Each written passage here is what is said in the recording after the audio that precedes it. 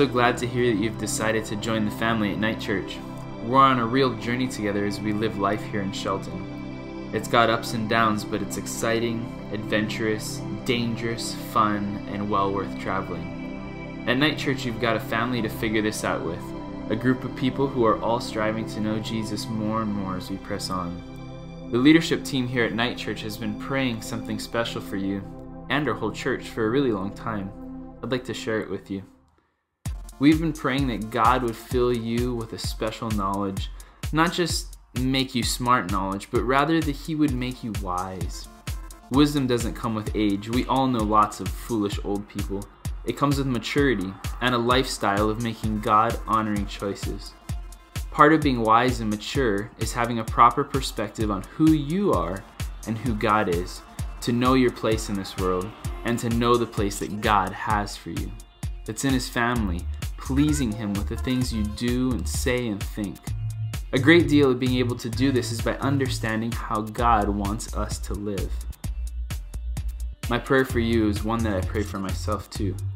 I want to spend my day making little decisions that would be worthy of being called a Christian.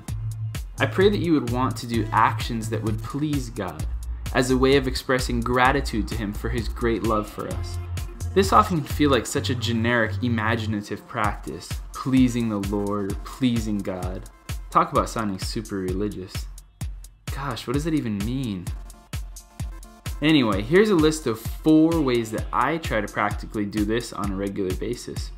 Maybe you can identify with some of these things or put them into practice in your life. Number 1, I try to carry myself in a way at work and at home or at Walmart or walking around town as if I was wearing a shirt that says I am a Christian. Not to be cheesy and creepy and lame, but to say that I want to be like Christ.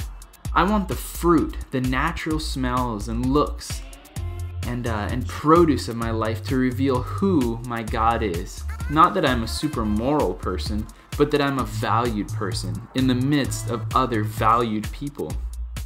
That the way I treat others reveals to them the unique value that God has given to them and to me. We are made in the image of God, and consequently, each and every person bears His image and is given incredible value and worth by Him. Number 2, as I grow in my Christianity, I want to always be a learner. I want to always grow in my knowledge of God. This means I buy and read books about God. I watch TV shows about God. I look for God stuff in music and pop culture. I listen to podcasts and vodcasts and sermons about God. And most importantly, I read the Bible, which is about God. But I don't just research information about God. I want to know more about Him because I love Him. Because I want to learn how I can live my life to please Him. It's a non-stop journey of exploration. And it's not just because I'm a pastor or a teacher in this church either. If you surf on over to blog.nightchurch.org, I'll throw up some links to some great resources that I like to use to continue to grow in the knowledge of God. Maybe you'll find an interest in those. Pick some of the books up yourself, or maybe subscribe to some of the podcasts or blogs. I think they're great. Sometimes other people make me really, really mad. And that's number 3. Sometimes even my failures make me really mad. When I blow up at my kids or speak harshly to my wife or have zero patience and tolerance for other people in the grocery store, I feel like a failure. I feel like I've completely blown it. Then I get even more upset at myself for sucking at being a godly man, husband, father, and Christian. Maybe you get into this pattern too. I found that no matter how hard I try, I still often find ways to mess things up. That's part of me not being perfect. It's evidence that I have this bend towards selfishness and sin and pride. And guess what, Nick? So do you. But the thing about God is that He knows this about us, but He doesn't want us to keep acting this way. In fact, He is often able to help us practice self-control and patience when we ask Him for it. God knows we're going to mess up and be messy people. It's the endurance that He's looking for. He wants us to spend our days walking with Him, sticking it out with Him, turning to Him with our failures, rejoicing with Him when we have victories, crying to Him when we have hurts, and asking Him for the strength to keep pressing on. Number 4 of the things I try and do is I try to have a thankful heart.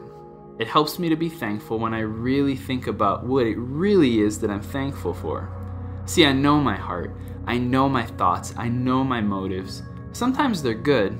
Oftentimes they're dark, selfish, prideful, arrogant, jealous, self-righteous, condescending, bitter, judgmental. When I'm not fighting it, this is where my heart is. This is where it naturally flows. But yet, God the Father has seen fit to know my heart, to know these very deep and dark parts of me, and still invite me to join His family.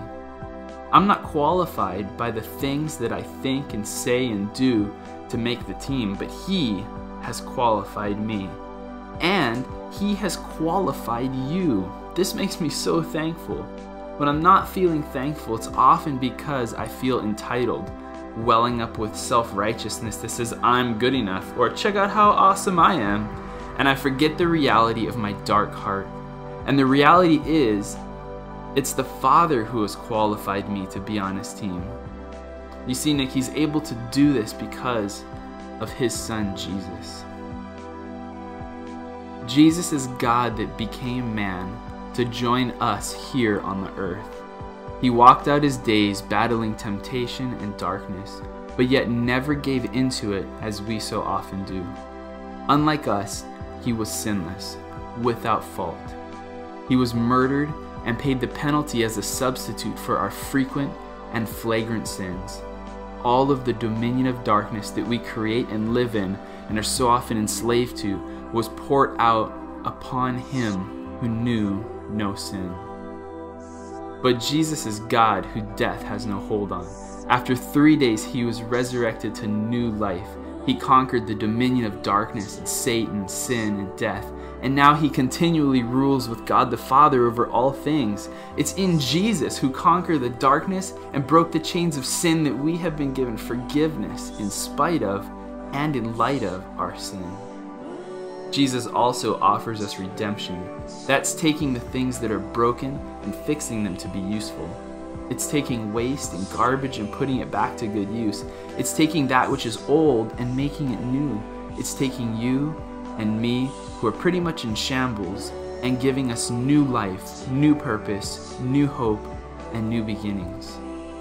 Nick, I'm so glad you're a part of the NightChurch family. I hope my words are helpful to you.